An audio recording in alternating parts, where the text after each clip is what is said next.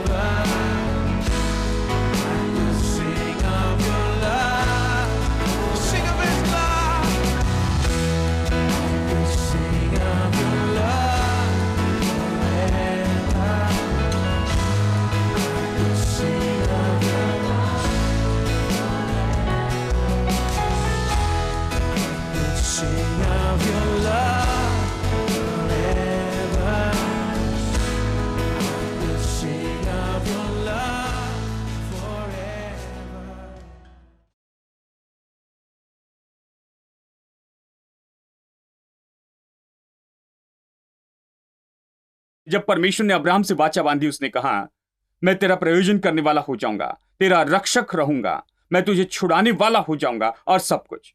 Abraham के लिए प्रभु के वचन थे। अब अब्राहम को अपने सिर में यह उतारना था कि ये प्रभु है, वो झूठ नहीं कहता। बाइबल कहती वो झूठ नहीं बोल सकता। सब लोग कहें प्रभु झूठ नहीं बोल सकता। प्रभु ये काम नहीं कर सकता। क्यों? यदि वो केवल एक छोटा झूठ कहे, केवल एक छोटा नीला झूठ, आप इसे जो भी कहे, यदि वो केवल एक छोटा झूठ कहे तो क्या होगा?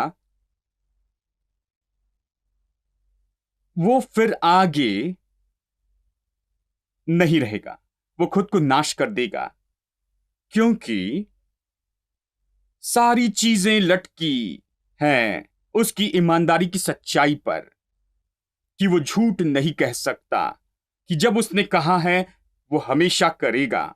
वह ऐसा नहीं कि कुछ कहे और उसे न करे। सारी चीजें, सारा संसार इस पर लटका है। सारा संसार इस पर लटका हुआ है। हमारा सारा जीवन इस पर लटका है और प्रभु उस पर ही काम करता है। आप इस पर शर्त लगा सकते हैं, यदि वो झूठ कहे, वो छोटा झूठ, तो सारा गुब्बारा पंचर होगा, चला जाएगा, कुछ नहीं रहेगा। इसलिए प्रभु झूठ नहीं बोल सकता। कहिए एक पिताजी है और उनका बेटा आकर कहता है और आइसक्रीम मांगता है, और पिताजी कहते हैं ठीक है, कल मैं तुम्हें आइसक्रीम खाने ले जाऊंगा। लेकिन अब कुछ पिताजी हैं जो कहते हैं कल, लेकिन वो हमेशा कल होता है। जानते हैं, बेटा आकर कहता है आइसक्रीम के बारे में क्या, आज नहीं बेटा कल, और इस तरह एक महीना खींचते हैं और फिर उनके लिए खरीद कर देते हैं। यानी जो बेटे इस वातावरण में बढ़ते हैं वो हमेशा टेंशन से भरे होते हैं।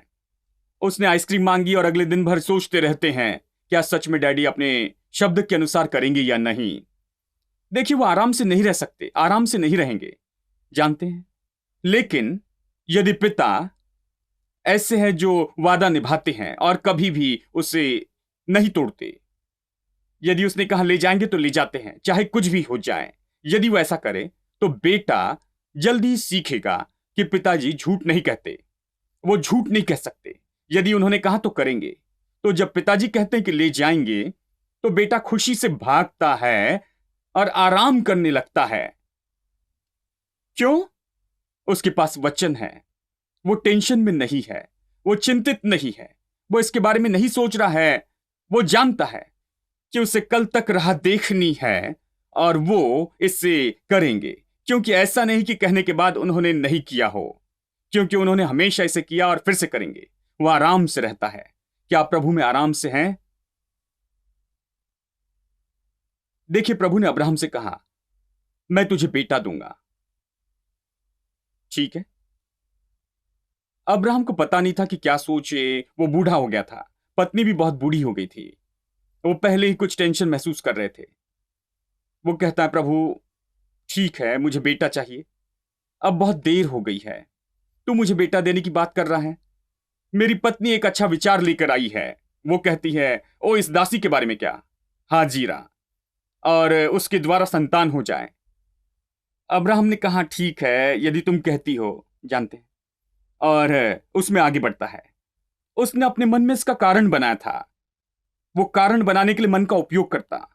कहता है देखिए, सारा की बात में जोर है, शायद हमें प्रभु की कुछ मदद करनी चाहिए, अब बहुत देर हो गई है, प्रभु कुछ नहीं कर सकता, मुझे पता नहीं वो इसे कैसे करेगा, बूढ़े लोगों को कैसे बच्चे हो सकते हैं, जानते हैं आपको इसके बारे में सोचना चाहिए। वो कहता है कि तुम्हारी संतान होगी, मुझे पता नहीं वो इसे कैसे करेगा, या ये कैसे हो सकता है, ये कैसे कैसे वो इसे कैसे करेगा, ये कैसे होगा, यही बात है। वो सोचते हैं कैसे कैसे कैसे कैसे, और फिर ये सोचता है कि ये कैसे होगा उसे परेशानी में फंसाता है, और उस दासी से उसे बेटा होता है। वो बेटा पैदा करना आसान था, लेकिन पीछा छुड़ाना मुश्किल था।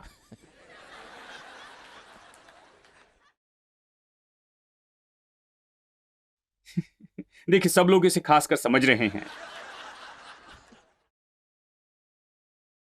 आपके मनुष्य के परिश्रम जो परमेश्वर की सामर्थ्य से हटकर करने की कोशिश करते हैं, विश्वास और प्रभु की सामर्थ्य के बिना, प्रभु की आशीष के बिना आप कुछ करने की कोशिश करते हैं, वह ऐसा है जिसे करना आसान है, लेकिन यह आपको इस तरह बर्बाद करेगा कि उससे बाहर आना बहुत मुश्किल होगा। कि प्रभु की आशीष में चल सके, उससे बाहर आना बहुत मुश्किल होता है। प्रभु की आशीष में चलने के लिए बात तो यह है कि प्रभु इसे कैसे करेगा। अब लोग आशीष के बारे में यही पूछते हैं। ओ भाई, आप आशीष के बारे में इतना कहते हैं, लेकिन मैं बहुत परेशानी में हूं। आप मेरी परेशानी नहीं जानते। प्रभु मेरे इतने बड़े कर्ज को कैसे चुकाएगा? मेरे पास ये समस्या है, वो समस्या है, ये बीमारी है, और ये परिवार की समस्या है, वो समस्या है। प्रभु इससे कैसे निपट सकता है? मुझे कोई मार्ग नहीं दिखता है। मैंने हमेशा देखा है कि जब पैसा चाहिए, जानते हैं, किसी चीज के लिए, और आप लोगों से पूछते हैं कि ये पैसा पाने के लिए कितने मार्ग होंगे, सोचिए, तो आप जाकर बैठ जाते हैं, और बुद्धिमान व्यक्ति हैं तो तुरंत ही 2 या 3 तरीके लाते हैं पैसे पाने के लिए। ठीक है, हम बैंक में जाकर ये कर सकते हैं, ये बेच सकते हैं, ये गिरवी रख सकते हैं, जानते हैं, वहां पर बहुत से ऑप्शंस हैं। तो ये 2 या 3 पर्याय लेकर आते हैं। अब फिर कहते हैं और कोई है, तो सारे पर्याय छोड़ देते हैं और कहते हैं और कुछ नहीं, बस यही है, 3-4 मार्ग उपलब्ध है और कुछ भी नहीं। लेकिन मैं आपको बताऊं, जब आप अपने तरीके से कुछ करना चाहते हैं तो खत्म होते हैं। जब आप सोचते हैं कि कोई मार्ग नहीं है, प्रभु के पास करोड़ों मार्ग हैं जो आप कभी नहीं सोचते, न कल्पना कर सकते। और भी करोड़ों मार्ग हैं, और करोड़ों मार्ग हैं जिसके द्वारा वो आपके लिए कुछ कर सकता है। पैसों की बात हो या कुछ भी हो, और भी करोड़ों मार्ग हैं, प्रभु इसे कर सकता है। इस्राएल के लोग जंगल से यात्रा कर रहे थे। उन्होंने शिकायत की कि हमेशा वेजिटेरियन खाना पड़ता है, मन्ना, जानते हैं। मुंह उन चीजों को खाकर परेशान हो गया, वो खाकर थक गए हैं, तो कहा हमें मांस चाहिए। प्रभु ने कहा तुम्हें मांस चाहिए, मैं तुम्हें मांस दूंगा, जानते हैं। और प्रभु ने कहा रुको 1 मिनट प्रभु। इस आदमी ने समुद्र के 2 भाग किए थे, उसने कुछ चमत्कार देखे थे, उसने अपना हाथ बढ़ाया, जब भी उसने हाथ बढ़ाया चमत्कार होने लगे। उसने बड़े चमत्कार देखे थे। जब प्रभु ने कहा मैं तुम्हें मांस दूंगा, तो कहा 1 मिनट रुकना प्रभु, इतने बकरे कहां हैं? हमें 1 बकरा नहीं चाहिए, हम 30 लाख लोग हैं या उससे ज्यादा हैं। हम कितने बकरों को मारेंगे? हम कितने भेड़ मारेंगे? हम यहां किस शॉपिंग सेंटर में जाएंगे कि इतना सामान खरीद सकें कि 30 लाख लोगों के लिए मटन खिलाएं, जैसे जैसे तूने कहा है? तू इसे कैसे करेगा? सवाल था, तू इसे कैसे करेगा? ये कैसे हो सकता है? कैसे? तेरा मार्ग क्या है? देखिए, प्रभु ने कहा यदि मैं बताऊं तो तेरा मन इसे नहीं समझेगा, यदि मैं बताऊंगा तो पागल हो जाओगे, इसलिए प्रभु ने कुछ नहीं बताया। देखिए, तो मूसा सोचने लगा कैसे? शायद वो लोगों को बता रहा था देखो कोई बकरा आ रहा है क्या? मुझे पता नहीं वो कैसे करेगा, वो इस जंगल में मांस कहां से लाएगा, इस रेगिस्तान में, शून्य में प्रभु मांस कहां से लाएगा, कैसे? अब फिर देखिए, परमेश्वर ने एक मोटे छोटे पक्षी लाए। लोग कहते हैं ये मोटे आलसी पक्षी होते हैं जो हवा की आने की राह देखते कि हवा के साथ उड़ सके। तो प्रभु ने हवा को इस्राएली लोगों की दिशा में बहाना शुरू किया, तो ये सारे पक्षी समुद्र से आराम से उड़ते हुए आए। वो आए और जैसे वो इस्राएलियों के खेमे के पास में पहुंचे, हवा रुक गई और सब नीचे आए। वो अब उड़ना नहीं चाहते थे।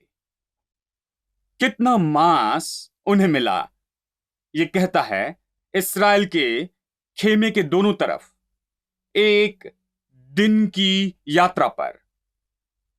उन दिनों में 1 दिन की यात्रा यानी 40 किलोमीटर थी। उन दिनों में उसका अनुमान लगाया जाता है, यानी इस तरफ 40 किलोमीटर और उस तरफ 40 किलोमीटर। कितना ढेर? इतनी गहरे तक। इसे गिनती के 11वें अध्याय में पढ़ लीजिए। ये इतना ढेर था, मांस से भरा था। अब किसने गिनती की? इतना मांस लाने के लिए कितने ट्रक लोड लगेंगे? वो मांस जो यहां तक लदा था, इस तरफ 40 किलोमीटर और उस तरफ 40 किलोमीटर, यानी यदि उन्हें मद्रास शहर में लाना पड़ता, जानते हैं कितने हजारों ट्रक और लॉरी आपको लगानी पड़ेगी? सारे शहर को रुक जाना होगा यदि आप इसे लेकर आना चाहते हैं कि लोगों को मांस दे सके। इतना ट्रांसपोर्टेशन और लोग लगने थे, इतना ज्यादा मांस वहां पर लाने के लिए। और मूसा ने कहा, तू इसे कैसे करेगा? और प्रभु ने कहा, मैं इसी तरह करता हूं। मेरे पास इसे करने का तरीका है। मैं जानता हूं कि कैसे करें, मुझसे मत पूछना कैसे करें। तुम जब सोचते हो मैं नहीं कर सकता, मैं इसे नहीं कर सकता, मेरे पास इसे इसे करने का तरीका है, प्रभु कहता है। प्रभु के पास हर तरह के मार्ग हैं। आमीन। अंत में जब सारा 90 साल की हुई, उसने कहा कि अगले साल इस समय तुझे बच्चा होगा। वो पीछे खड़ी थी जब अब्राहम से कहा गया, तो वो हंसने लगी। इस समय तक मेरे प्रभु, ये सबसे बड़ा जोक है। 90 साल की हूं मैं और अगले साल बेटा होगा। जानते हैं, वो इसी बात के कारण हंस पड़ी। कैसे? ये कैसे होगा? ये कैसे संभव है? क्या ये संभव हो सकता है? क्या यह भी हो सकता है? हाँ? बात तो यह है कि मैंने ये बात देखी है परमेश्वर में।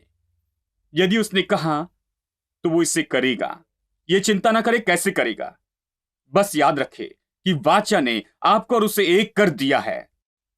इसलिए जो कुछ उसके लिए संभव है वो आपके लिए भी संभव होगा। हम वाचा में एक साथ बंधे हैं और उसके वाचा की प्रतिज्ञा हमेशा सत्य है। ये पूरी होगी। ये विश्वास करे और चिंता ना करे कि कैसे। और परमेश्वर इसे अपने तरीके से करेगा।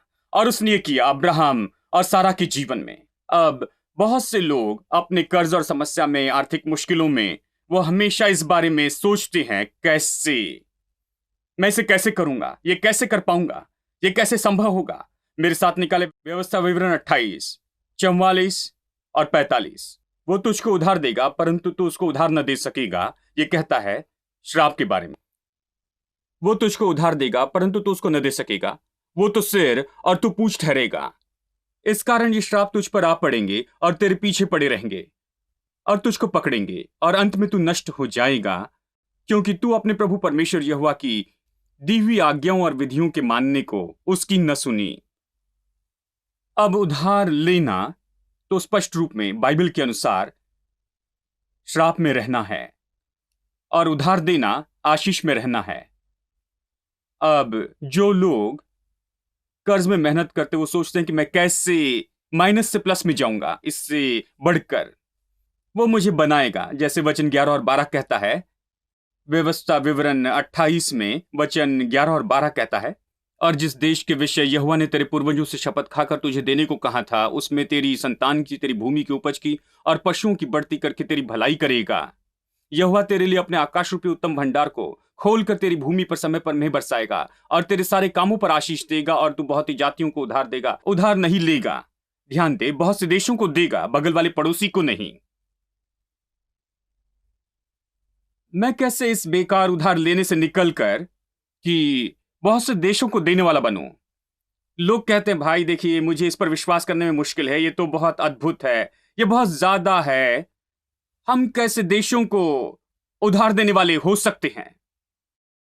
मैं कहता हूं उसकी परवाह मत कीजिए। ये तो उसकी चिंता का विषय है। वो प्रभु है, वो झूठ नहीं कहता। और यदि उसने अपना मुंह खोलकर इससे कहा है तो मैं शांत हो जाऊंगा, क्योंकि प्रभु का धन्यवाद कि उसने कहा और वो इसे करेगा। यदि उसने कहा है तो वो इसे करेगा। तो मैं चिंता नहीं करूंगा कि ये कितना बड़ा है और ये कैसे होगा। कैसे कैसे कैसे, यही सवाल सब कुछ बर्बाद कर देता है।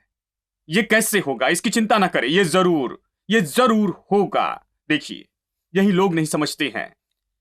देखिए, जब परमेश्वर ने इस्राएलियों को मिस्र में से बाहर निकाला गुलामी से, तो कहा सारा सोना और चांदी जमा करो, क्योंकि उनसे बुरा व्यवहार हुआ, वो गुलाम थे, इन्हें पैसे नहीं दिए थे। ये सही था कि प्रभु ने ऐसे किया। तो उन्होंने जमा किया, सोना और चांदी मांगी और लोगों ने भी दिया और वो चले गए। अब आप सोचते हैं कि कर्ज खत्म हो गया, उन्हें चुकाना था और इन्होंने जमा कर लिया, चले गए। लेकिन नहीं, बात यहां पर खत्म नहीं हुई, क्योंकि उनके जाने के बाद वो वहां लाल समुद्र के पास आए। अब फिरौन सोना और चांदी के बारे में सोचता है, देश की अर्थव्यवस्था चली गई। यानी वो अपने घोड़े और रथ और सिपाहियों को इकट्ठा करता है, उन लोगों का पीछा करो क्योंकि हमें सोना चांदी वापस चाहिए, जानते हैं। तो वो उनका पीछा करता है और लोग वहां पर खड़े होते हैं। अब उनके पास जाने के दो रास्ते थे, एक आगे समुद्र में, दूसरा पीछे फिरौन के हाथ में। अब मैं आपसे पूछता हूं, क्या कोई मार्ग है? देखिए, वो यही कह रहे थे, इस्राएली लोग कह रहे थे, एक दूसरे से कह रहे थे, हमने पहले मूसा से कहा था कि ऐसा ना करना, उसी ने हमें यहाँ पर लाया है। अब हम समुंदर में मर जाएंगे। यदि हम समुंदर में नहीं मरे तो फिर उनके हाथों से मरेंगे। देखिए, हम यहाँ पर जा सकते या वहां पर, हम किसी भी तरह से जाए और कोई मार्ग नहीं। देखिए, लोग ऐसे होते हैं, वो हमेशा कहते हैं जो वो जानते हैं, केवल ये और ये, केवल वो। लेकिन मैं आपको बताऊं, जब भी आपको लगता है कि और कोई मार्ग नहीं है, प्रभु ने ज्यादा उत्साहजनक संभावनाएं और मार्ग बनाया है। तो किस मार्ग में जाए? मनुष्य का मन सोच नहीं सकता है। सामने समुंदर है और पीछे फिरौन और उसकी सेना है। कहां पर जाए? प्रभु ने मूसा से कहा, अपना हाथ बढ़ा, और समुंदर 2 भागों में बंट गया और वो चलते हुए दूसरी ओर गए। और जैसे फिरौन और उसकी सेना पीछे आई, प्रभु ने मूसा से कहा, अपना हाथ बढ़ा, और समुंदर ने उस दिन उन्हें ढांक दिया और वहां पूरी तरह से कर्ज खत्म हो गया। हेलो, प्रभु ने कहा, अकाउंट क्लोज। अब मैं अकाउंट बंद करता हूं। खत्म हुआ। देखिए, अब लोग सोचने लगे, ओ ये एक और अद्भुत मार्ग है। देखिए, हम नहीं समझते कि प्रभु के पास मार्ग है, हम हमेशा डरते हैं। देखिए, प्रभु ने जो कहा वो करने के लिए हमेशा उसके पास मार्ग है। बस ध्यान दे, जो कहता है वही करे। वो इसे कैसे करेगा इसकी चिंता ना करे, क्योंकि वो इसे करेगा यह आपसे परे है। आप कभी भी अपने सबसे बड़ी कल्पना में नहीं सोच सकते कि वो कैसे करेगा। वो बहुत तरीके से इसे करेगा। बस उसकी प्रतिज्ञाओं को देखे, चाहे वो कितनी भी बड़ी हो। मेरे लिए मैंने ये निष्कर्ष निकाला है, वो जितनी बड़ी है उतनी बेहतर है, क्योंकि उसी ने ये कहा है, वही इसे करने वाला है। मुझे बस उस पर विश्वास रख के खड़े रहना है, इसका अंगीकार करते जाना है और अपेक्षा करना है, और ये होगा मेरे लिए, आपके लिए और किसी के लिए भी, क्योंकि विश्वास काम करेगा कहीं भी, किसी भी समय, किसी भी परिस्थिति में।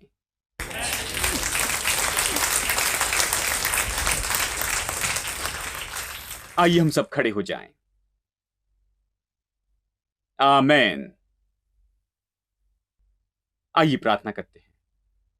पिता परमेश्वर यीशु के नाम में हम आते हैं। ओ, हम इस सच्चाई के लिए बहुत धन्यवाद देते हैं।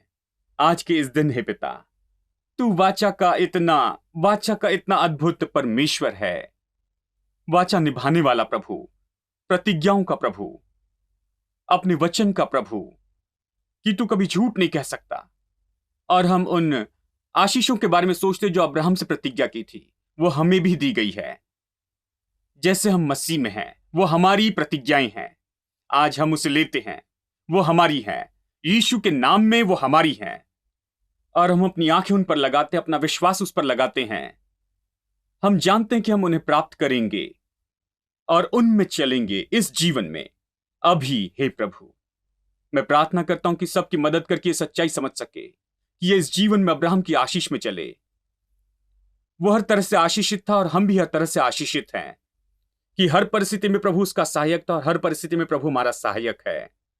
प्रभु ने अद्भुत चीजें की, अविश्वसनीय चीजें की, उसके लिए वो हमारे लिए भी ऐसा ही करेगा, क्योंकि वो आजकल और युगानुयुग एक समान है। चाहे लोगों की परिस्थिति कुछ भी हो, चाहे वो बीमारी हो या आर्थिक परेशानी हो, चाहे वो जो भी हो, हम जानते हैं कि तो अद्भुत और महान है, बहुत आश्चर्य कर्म और अद्भुत काम करने वाला।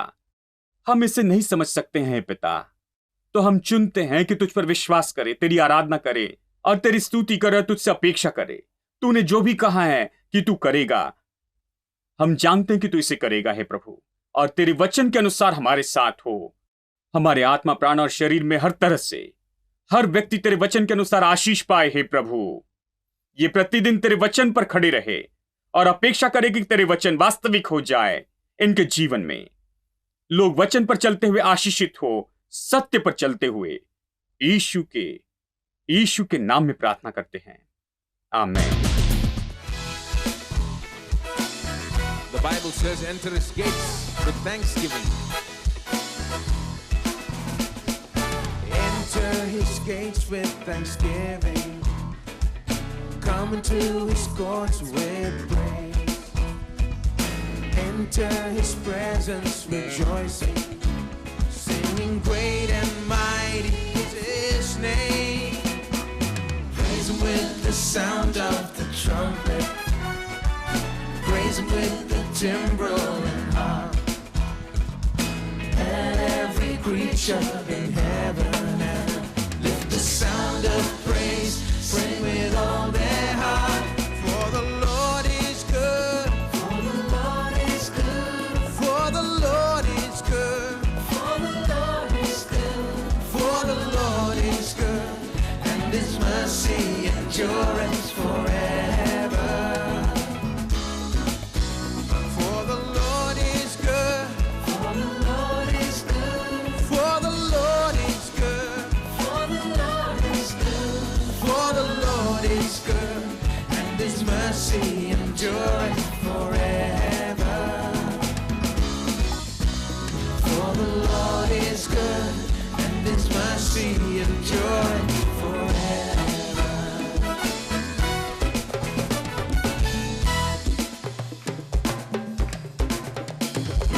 Jesus the Son is exalted, maker of everything. Come now and bow down before Him.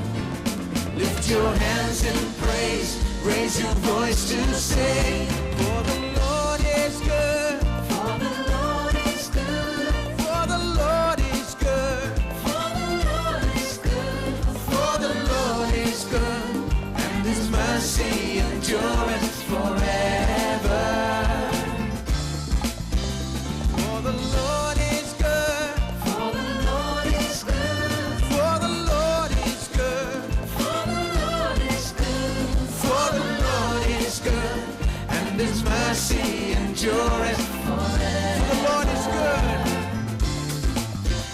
for the Lord is good, for the Lord is good, for the Lord is good, for the Lord is good, for the Lord is good, and His mercy endureth forever. Everybody, the Lord is good.